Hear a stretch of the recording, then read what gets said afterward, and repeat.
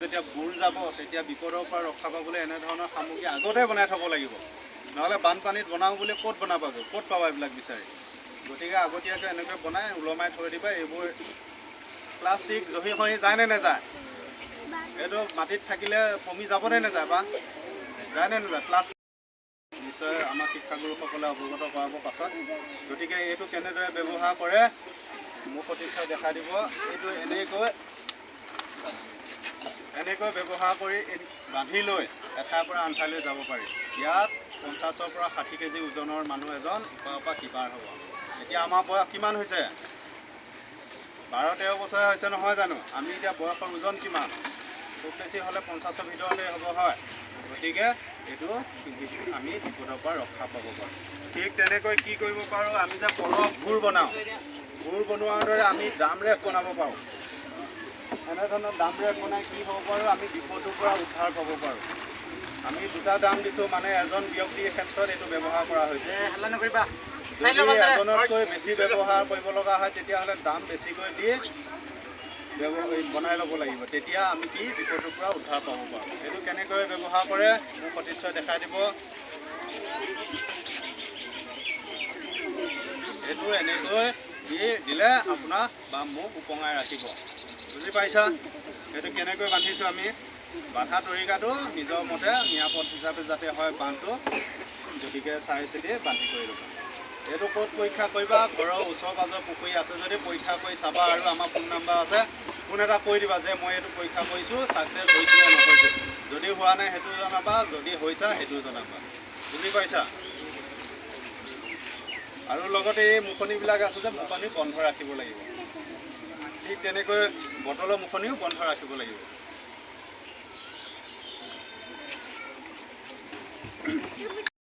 কি কৰিব লাগিব, ঘৰটোৰ বেৰ সূতা ঠিকে থাকে আছেনে নাই আমি চাব লাগিব। তাৰপাছত ঘৰটোৰ ভিতৰত সোমোৱাৰ আগমুহূৰ্তত চাব লাগিব, তাত কিছুমান অপ্ৰীতিকৰ কি হয় কীটনাশক জীৱ থাকিব পাৰে, হাৰ্মফুল ইনচেক্ট। গতিকে সেইবিলাকৰ পৰা নিজক বচাই ৰাখিবলৈ, সাপ টেঙৰ পৰা বচাই ৰাখিবলৈ আমি ঘৰটো চাই চিতি ল'ব লাগিব। এনেধৰণৰ কাম কৰিলে নিশ্চয় আমি নিৰাপদে থাকিব পাৰিম, হয়নে নহয়? আমাৰ ছাত্ৰ ছাত্ৰীসকলে বুজি পাইছেনে নাই? অঁ, বুজি পাইছা। তাৰপাছত কি কৰিব লাগিব, আমি বানপানীৰ পৰা এনেদৰে মুক্ত হ'ব পাৰিম। এতিয়া আমি আহিছোঁ ভূমিকম্প। ভূমিকম্প কি? এটা প্ৰাকৃতিক দুৰ্যোগ। আমি যিবিলাক কৈ আছোঁ এইবিলাক প্ৰাকৃতিক দুৰ্যোগ। ই মানৱ সৃষ্টও হ'ব পাৰে, প্ৰাকৃতিকো হ'ব পাৰে। গতিকে আমি কি প্ৰাকৃতিক দুৰ্যোগ আৰু মানৱ সৃষ্ট দুৰ্যোগ দুই প্ৰকাৰৰ। প্ৰাকৃতিক দুৰ্যোগটো কি হয়, প্ৰকৃতিয়ে সৃষ্টি কৰে, আৰু কি হয় মানৱ সৃষ্ট দুৰ্যোগটো মানুহে সৃষ্টি কৰে। মানৱ সৃষ্ট দুৰ্যোগৰ ভিতৰত কি? বোম ব্লাষ্ট, গম পাইছানে? এইটো হ'ল মানৱ সৃষ্ট দুৰ্যোগ। বানপানী, ভূমিকম্প ই কি হ'ল প্ৰাকৃতিক দুৰ্যোগ। আৰু প্ৰতিটো দুৰ্যোগে কি হয় ভয়ংকৰ আৰু মানৱ জীৱনৰ কাৰণে ভয় শংকা আৰু বিভিন্ন ধৰণৰ বিপদ সংকুল হ'ব পাৰে। এতিয়া আমি আহিছোঁ ভূমিকম্পৰ বিষয়ে। ভূমিকম্প কি বাৰু জানানে নাই? ভূমিকম্প কি বুজি পোৱা নাই? ভূমিকম্প কি? ভূমিকম্প হ'ল এটা কঁপনি। গৰ্ভত যিবিলাক প্লেট আছে বা বলয় আছে, সিহঁতে কি কৰে, তলৰ বলয়বিলাকে এটা মুভমেণ্ট কৰি থাকে, এটা গতি কৰি থাকে। যেতিয়া কিছুমান গ্ৰেভিটেশ্যনেল ফ'ৰ্চ বা মাধ্যাকৰ্ষণীয় শক্তিয়ে হওক বা ভূ আন্দোলনৰ ফলত কি হয়, প্লেটবিলাকে ইটোৱে সিটোৰ মাজত ফ্ৰিকশ্যন হয় বা ঘৰ্ষণ হয়, উভনি খাই যায় বা খুন্দা মাৰে বা কেতিয়াবা বিস্ফোৰণ হয় বা কেতিয়াবা কি হয় আগবেগৰ সৃষ্টিৰ ফলত কি হয় ভূমিকম্প সৃষ্টি হয়। আৰু ভূমিকম্প উদাহৰণ আমি গুৱাহাটী কামৰূপ ডিষ্ট্ৰিক্টত কি পাওঁ, বিভিন্ন ধৰণৰ ডাঙৰ উদাহৰণ দেখিবলৈ পাওঁ। ভূমিকম্পৰ ফলত হোৱা পৰিঘটনা কি আমি দেখিবলৈ পাওঁ, চানডুবি দেখিবলৈ পাওঁ, দীপৰ বিল দেখিবলৈ পাওঁ। এইবিলাক আমাৰ আজিকালি শিক্ষামূলক ভ্ৰমণত কি হয়, শিক্ষাগুৰুসকলে ছাত্ৰ ছাত্ৰীসকলক লৈ যায়।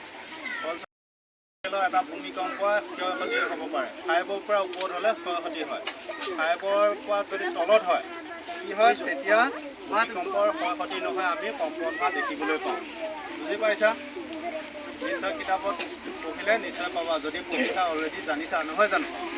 গতিকে কি হয়, ভূমিকম্প এটা আহিলে আমি যদি ঘৰৰ ভিতৰত থাকোঁ তেতিয়া কি কৰিব লাগিব, ঘৰৰ ভিতৰৰ পৰা ওলাই আহিবলৈ খৰ বা আতংকিত হ'ব নালাগিব, ভয় খাব নালাগিব, স্থিৰ হৈ সুস্থিৰ হৈ থাকিব লাগিব। আৰু ঘৰৰ ভিতৰত ক'ত আশ্ৰয় ল'ব লাগিব, টেবুল মেজ বা কি, এতিয়া যদি স্কুলখনত হয় তেতিয়াহ'লে টেবুলৰ তলত আশ্ৰয় ল'ব লাগিব, নহ'লে ডেস্কৰ তলত আশ্ৰয় ল'ব লাগিব, নহ'লে বেৰখনৰ কাষত বা তাত বিম বা যি পিলাৰ আছে খুঁটাৰ আছে তাৰ তলত বা তাৰ লগত আশ্ৰয় ল'ব লাগিব। কিয় ল'ব লাগিব, যদি ভূমিকম্প হয় বেৰৰ ওপৰ অংশ বা কাঠ বা আদি কি ভাগি পৰি মূৰত বা গাত পৰি আঘাতপ্ৰাপ্ত হ'ব পাৰে।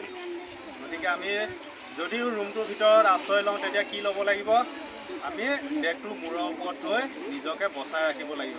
বেগটো মূৰৰ ওপৰত কিয় ল'ব দিছোঁ, যাতে ওপৰৰ পৰা ভগা অংশ আহি মূৰত আঘাত নকৰে।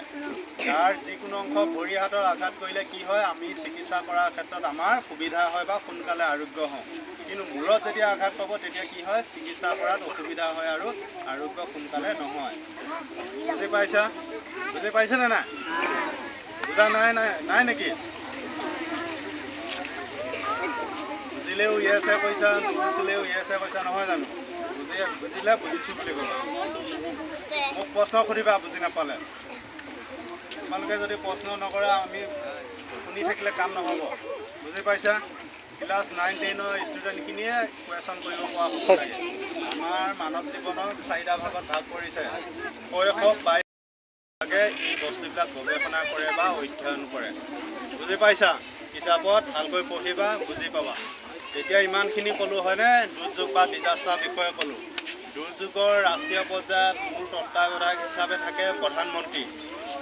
আমাৰ দেশত যেতিয়া ডাঙৰ দুৰ্যোগ হ'ব তাৰ মূল দায়িত্ব মোকাবিলা কৰিবৰ কাৰণে দিহা পৰামৰ্শ বা চেয়াৰমেনজন হ'ল প্ৰধানমন্ত্ৰী।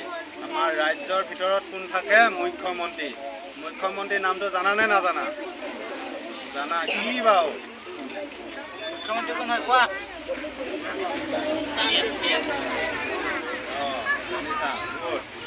তাৰপাছত আমাৰ জিলাৰ মুখ্য দায়িত্বত থাকে, আমাৰ ইয়াত যদি বানপানী হয় তাত মোকাবিলা কৰিবৰ কাৰণে মূল দায়িত্বত কোন থাকে,